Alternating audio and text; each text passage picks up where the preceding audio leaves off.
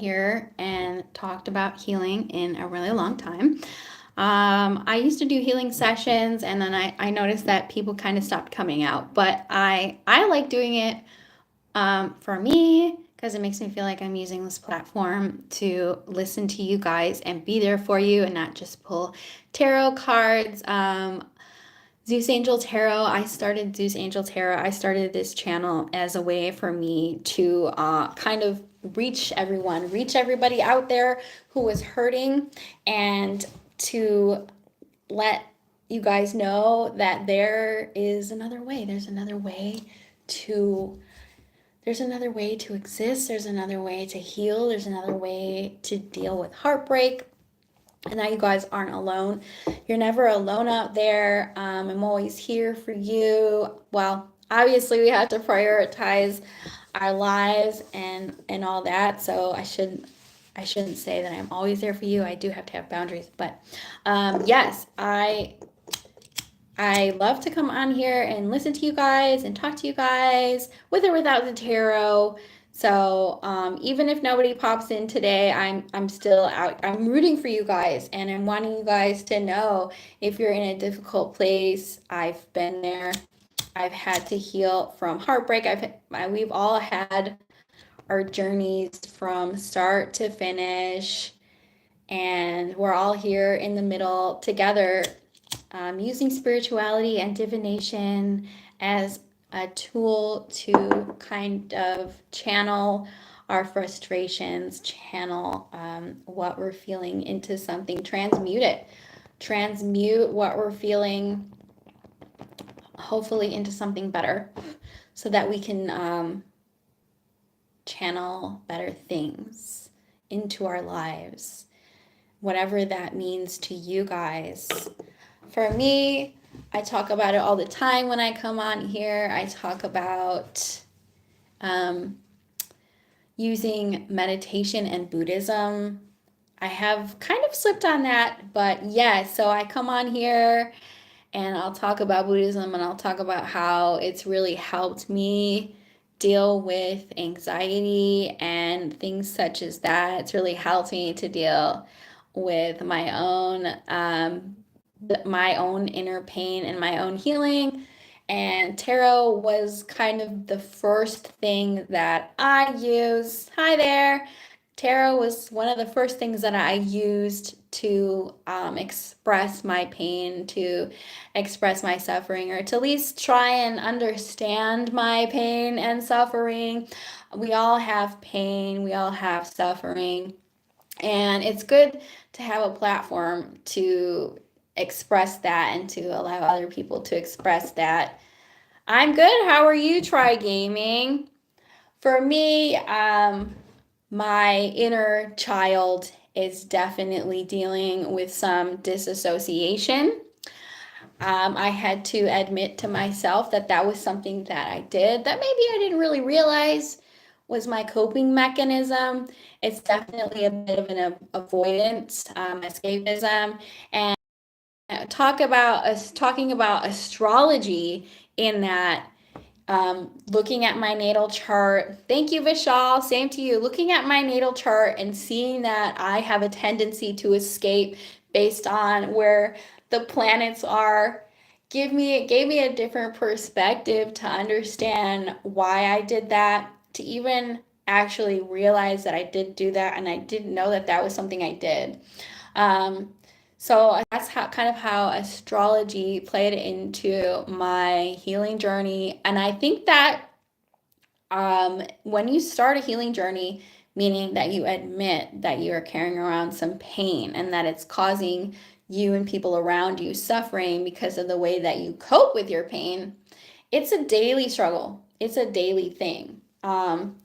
So even though I sought help for whatever, for my disassociation, for my childhood trauma, or whatever it is, my anxiety, because I have anxiety. A lot of us who are in the spiritual community as empaths have anxiety. And I think that learning astrology and learning divination and understanding that anxiety is actually can be related to intuition, or like spiritual skills is eye-opening, because it makes it feel less shameful, like I feel other people's pain, and feel free to share your stories with me. Let me know what your past is and how you got through it. For me, I made a lot of mistakes. And we all make mistakes. And to not shame yourself for making that mistake, to not shame yourself for having an off day or feeling sad or having anxiety, because I know that we're supposed to project a positive image of ourselves, and to that vibration is supposed to bring good things into our life. But it's not realistic to be 100% positive and 100% optimistic all the time. We have to admit sometimes that you're feeling something, and especially because I won't talk about politics or anything on here, but there is a lot going on in the world, and that can have an effect on us, and it can be a superpower to have anxiety. Hi, Mouse. How are you? India. Wow. What's it like in India right now? It can be actually very powerful to have anxiety. Anxiety, what it is, the very definition of anxiety is having a fear of something happening in the future. It's very much like the opposite of mindfulness, because you're either thinking about something that happened in the past and afraid that it's going to happen in the now, or you're having thoughts and fears about something that could happen that hasn't happened yet, which is anxiety. That awareness, let's rephrase it, and instead of calling it anxiety, we can call it an awareness. That awareness of things that could go wrong can actually be used in a positive light. And it can be used to help you be prepared.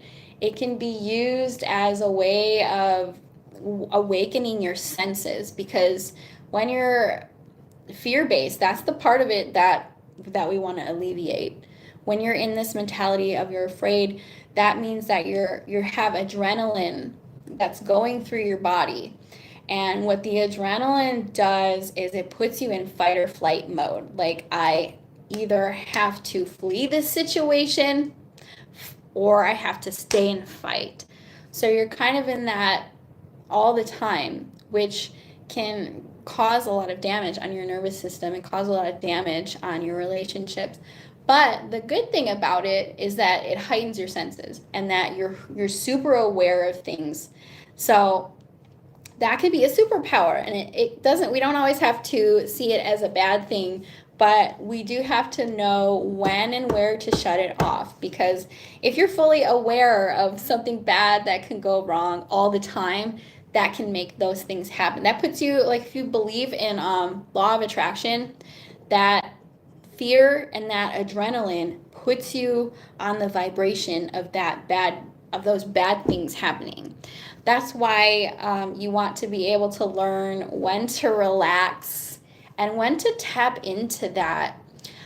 So for example, for me, I am glad that I had anxiety when it comes to where I'm going to live, because had I not had anxiety, feeling like the specific example was I was living in LA, and I walked around having a realization that I felt danger. A lot of the times I felt danger. Nothing happened to me. This is where spirituality can come in, and where, like, people who don't experience anxiety can't understand how that anxiety can actually be intuition. I'm not always telling you to lean into that. It's not always good to feel afraid in your body. However, come to present day, 2024, 2025, there were explosive fires in the neighborhood that I lived in Los Angeles. And if I had not listened to myself, to the fear that I was feeling in Los Angeles, I could have ended up being evacuated or in a fire. I could have actually been in danger. So that is an example of where anxiety actually worked in my favor. You can use that. And a lot of people, believe it or not, anxiety can sometimes be used for performers. A lot of performers will use that anxiety and they'll use it as like energy to carry them through a performance. And a lot of actors will talk about it. That is good. There's good anxiety, there's bad anxiety, and there's anxiety that is like an awareness of what's going on. And it's, so that's just an example for you guys, a spiritual example of how anxiety can be predictive. It can be something that you don't understand, but it's good to know when to shut that off and when it's actually can be utilized for something good. Yeah, so that's something that I work on a day-to-day basis is when should I be afraid? When can I use that fear to channel something good, to transmute it, and when do I need to learn to shut it off, to shut it down, to be able to trust, to be able to relax my nervous system. So aside from typical anxiety, day-to-day anxiety and PTSD anxiety, which is my specific story, I also struggle with a lack of mindfulness, let's say that, which can be categorized as disassociation or avoidance. And how do I deal with that? Because I feel like that is something that is a trauma response for me. And I don't think it's ever really a good thing to be that way, except, see, this is where I want to learn to use these things as a way that you have. For me, it's a skill that I have, right? So yes, I do need to heal it. I need to learn when to be more mindful, but not fearful, and when it's okay to be a little detached. Because I know in the Stoics, if you read Stoic philosophy, they talk about detachment all the time. And detaching from something can be good. For example, if you have a tendency in a relationship to get super attached to someone, you get feelings really quickly, right away. That is when it's a good time to disassociate or detach from what you're feeling, as a way to cope with like trauma bonding or neglect. Those are all trauma bonding and neglect are all like trauma bonding because you experience neglect are all relationship pattern types that can come out of trauma. So that can be utilized. It can be utilized, especially because I know that I get attached too quickly. So using that, it's like a healing method for me. Using that skill that I have, which could be seen as a weakness, trauma, I'm using it now as a skill to detach from somebody when I first meet them. So that this way I'm not too into them, so into them that I don't see the red flags, right? But I do need to be mindful and present enough to see the red flags. So I have to practice detachment from my feelings, but I still have to be present in the moment so that I'm not in denial about any kind of red flags. So that's a lot of the things that I've dealt with here growing up. I would love to hear from you guys. Tell me your stories. Let me know what's going on with you. Let me hear your survivor stories. It's just gonna be up to you whether or not you want to share that, but I would absolutely love to read about it. I would love to hear your survivor stories. I would love to hear, for example, how you turned trauma or something negative that you experienced into a positive, how you were able to use that as a skill. And every sign has it. Of course, I talk about it all the time in astrology. It's important to look at your whole natal chart. If you're gonna look at your horoscope, it's important to know your rising and your moon, and not just your sun sign. Also, you can look at your rising and your moon in different houses of astrology, different practices of astrology, and help you understand yourself better. And it can help you understand your dark night or the way that you process things. For example, your Venus is how you show up in relationships, and your moon sign is your relationship with your mother, and your basically who you are, and the sun signs who you aspire to be. So I'm going to use my signs, for example, in Vedic astrology. My rising is Gemini. In tropical, it's Cancer. In Vedic, my moon is Aries, and in tropical, my moon is in Taurus. So, and I'm actually on the cusp of Aries Pisces. So I'm my sun for the sun, and my sun is in Aquarius in Vedic, and it's in Pisces in tropical. So all these different placements tell me something different about myself. For example, the way that I am in relationships with my emotions. If I'm talking about Vedic astrology, I'm in Aries, so I can be hot-tempered, but I also can fall in love quickly and easily, and that's when I use the art of detachment. So I'm using my trauma as a skill, as a superpower, to keep me healthy and balanced in a relationship. So it's interesting. The more that you understand yourself, the more that you know yourself, the more that you know your triggers, the better coping mechanisms that you have, and the better that you're able to coexist with somebody in a relationship.